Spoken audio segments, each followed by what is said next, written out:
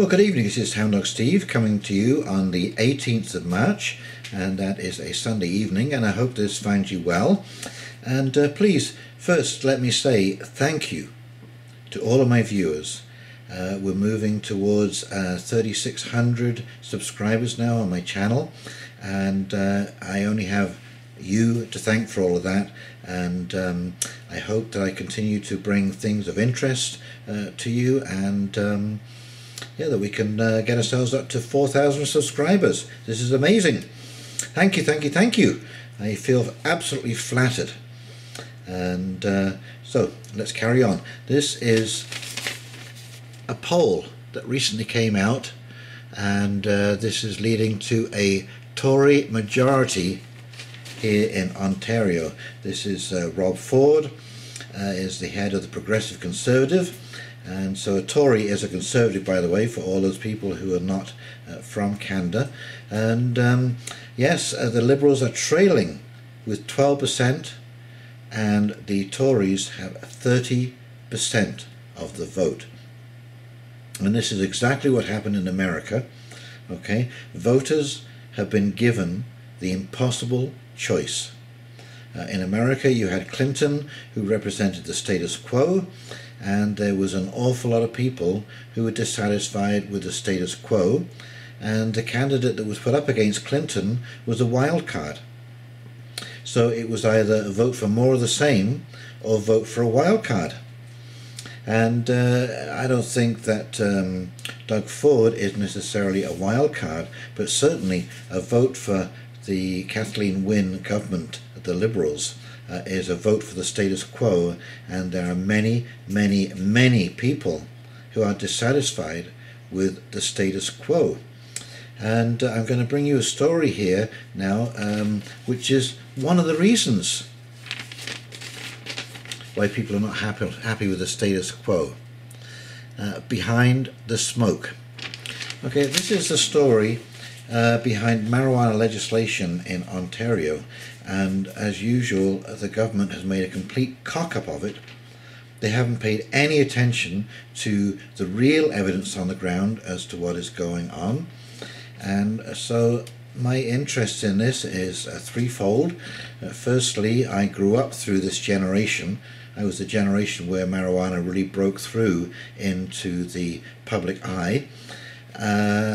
I watched it criminalized in England, where I used to live, and then I lived in Amsterdam for 2 years, where it was completely legalized.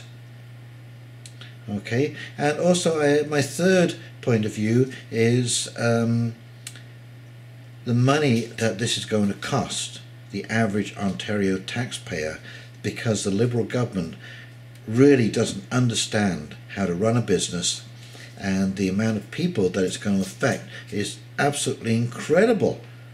You know, the draconian laws that surround marijuana legalization is going to basically criminalize every marijuana smoker under the age of 19, because they have to go to a government dispensary, and if you are under the age of 19 you will be unable to purchase at a government dispensary. There will be nowhere else to go to, because all the other dispensaries are going to be shut down. So you're going to force all of these kids underground. And if you think this is not going on in schools, wake up. I have two children, 25 and 26 now, but when they were going to high school, between 30 to 50% of all high schoolers were either regularly smoking pot or part-time smokers of pot. And certainly the school system was completely unaware or willfully blind to the whole situation, because I was told when my son was given a suspension for smoking pot on school premises that it was a rare occasion that this took place. And I told them absolute nonsense. Anyway, it's because of the draconian regulations that Wynne is going to bring in that you are going to alienate many, many, many parents who may well have toked in their youth, as Trudeau toked as a young adult, and feel that this is absolutely foolish foolishness going on, taking place right now, and a massive cost to the taxpayer, because the taxpayer is going to have to subsidize this ridiculous enterprise the government has entered into. Anyway, I'm going to read you this article in its entirety. If you'll forgive me, I hate reading directly from the news, and I like to give my opinion, but this is Jody Emery. And Mark Emery has been imprisoned. He is a crusader for pot in Canada and pot legalization. And so this is her take in an interview with Liz Braun from the Sunday Sun newspaper. Here's everything you wanted to know about a free market approach to pot but were afraid to ask, thanks to cannabis rights activist Jody Emery.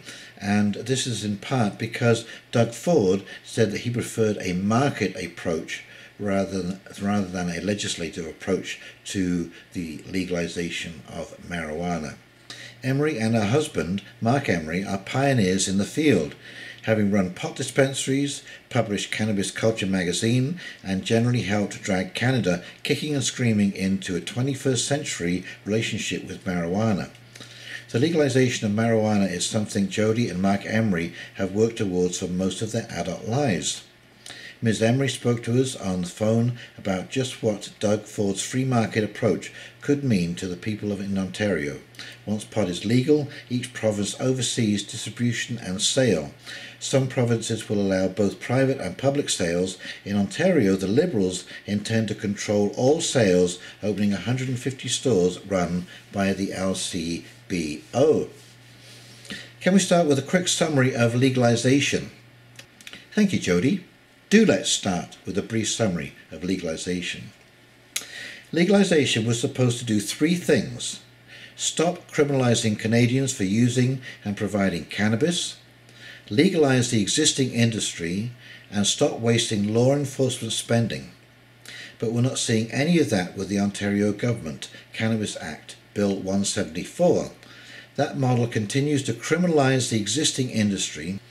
It allows only the government to be providers, and they now have new laws to go after their own competition, the existing industry, the dispensaries, and the providers. When Doug Ford says he supports private, independent retail, that falls in line with the concept of the federal task force, which said the dispensaries should be allowed, and it acknowledged that in Ontario, and in Toronto especially, there's already a massive marijuana industry, and markets and branding and products and consumers and business owners that exists. That's what's supposed to be legal and regulated, not criminalized and prohibited. What's Kathleen Wynne's idea of how all this should work? The government is always inefficient, so when they want to create this Ontario cannabis bureaucracy, they're actually forcing the taxpayer to finance hundreds of millions of dollars, building out a bureaucracy for a business model that the government admits is doomed to fail. The government's already admitted it's doomed to fail. The Liberals of Ontario have said they know they can't undercut the black market price. They've also said they know they won't make much money if they continue down this path, and their whole model is to prevent people from using cannabis. As far as the business model goes, one funded by taxpayers, it's doomed to fail, and the taxpayers lose.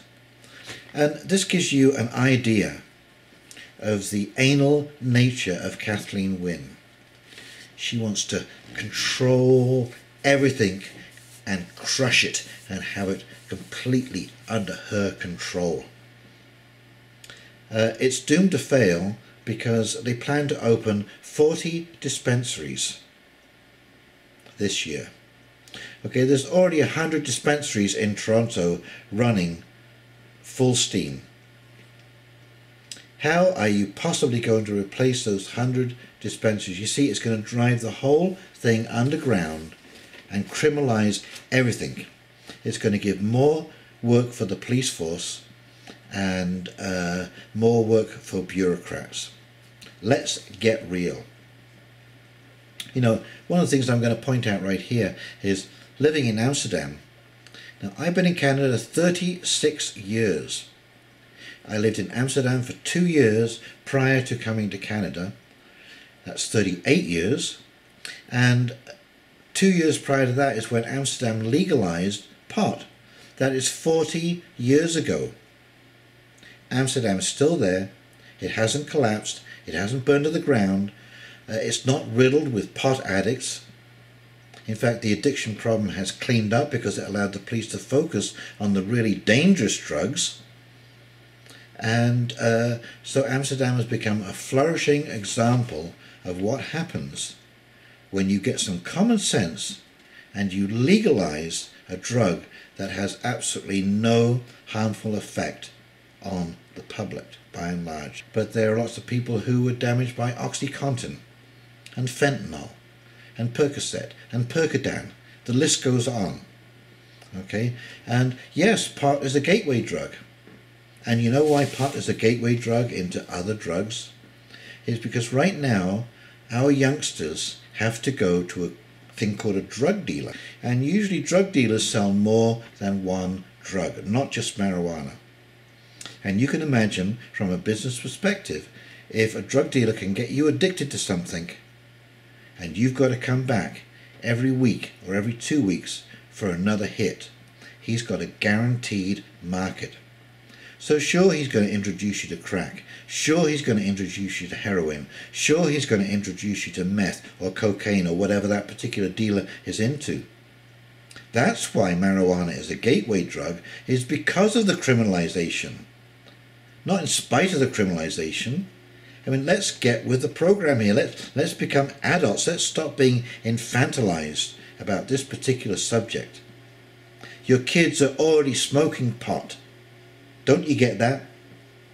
It's already too late to move a marijuana dispensary more than 3 blocks from a school when kids cover a huge territory when they're walking around. I mean, come on, grow up here. And Doug Ford's approach. When Doug Ford says, let's support private retail, he's saying, instead of spending millions of taxpayer dollars to build a bureaucracy doomed to fail, why don't we allow the existing industry to put that money into the legitimate economy rather than keeping it criminalized? Why not allow those business owners to pay taxes, hire people, generate tax revenues off basic sales, etc.? If you allow a private industry to flourish, you could create hundreds of millions, if not billions, in tourism, agriculture, research and development, advertising, packaging, branding, events, and many, many more. There are so many opportunities, but only if we don't restrict and limit. Okay, and this is what they found in BC. 7% of their economy comes from growing marijuana, packaging marijuana, and selling marijuana and exporting marijuana. Let's see the economic opportunity in taking a stranglehold off this and allowing it to breathe. Doug Ford wants to open it up to the free market the way it should be. The Ontario Liberals under Wynne say cannabis is dangerous and a threat to society, and we have to prevent people from using it, and we have to restrict it and limit it. That's prohibition, not legalization. And you're going to hear a lot of this from the Wynne government, this fear-mongering, to make you think that legalization is a very, very dangerous affair. And I'm here to tell you, after having lived it for 2 years, in the real world, that this is not a threat to our world or our society. How do you reassure people who fear the legalization of pot? Cannabis itself is not dangerous. It's the messaging of the government that has made it that way. There's still a stigma. As long as the government continues to say that marijuana is a threat to the public safety and health, they're spreading fear.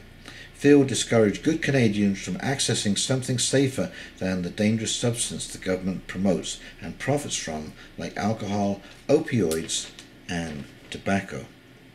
Well, thank you, Jodie Emery, for putting that in perspective. And another reason why people are turning off Wynne, and this is quite a revelation, Wynne spills beans on carbon pricing. Okay? Kathleen Wynne has linked her carbon pricing scheme to government jobs, a mistake that new PC leader Doug Ford Inset can exploit, Laurie Goldstein says.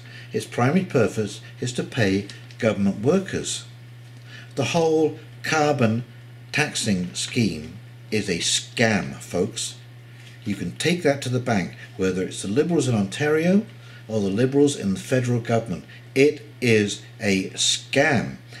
It has got nothing to do with the slowing or stopping of carbon entering our atmosphere, and it's got everything to do with raising money to pay for government promises. Caroline Mulroney spilled the beans on the campaign trail for the leadership of the PC party in Ontario, and now Kathleen Wynne has spilled the beans on carbon taxing. Okay, so don't fall for this, folks. And what they do very cleverly, you see, when you say things like this, they automatically call you a climate change denier. And that is patently not true, because I've said many times on this channel that climate change is real, it's happening, it's just got nothing to do with carbon. This is false, it's fake news, it's a scam. Don't fall for it. And it's these kind of lies that are turning Ontarians off Kathleen Wynne and taking a chance on Doug Ford and the Conservatives. And this is looking so bad for the Liberals that I think we're coming in for an NDP opposition. And of course, if it turns out that the Liberals manage to promise their way to riches in the throne speech, which is coming Monday, tomorrow, we may end up with a minority government with the NDP, the kingmakers, a Conservative minority with an NDP to make them proud. And that might be a very interesting combination. It might give you fiscal stability with a heart. So we can but hope. Anyway, if you enjoyed this video, please like and subscribe below. And this is Hound Dog Steve signing off and wishing you a great week ahead. And we will talk very soon. Take care now. See ya.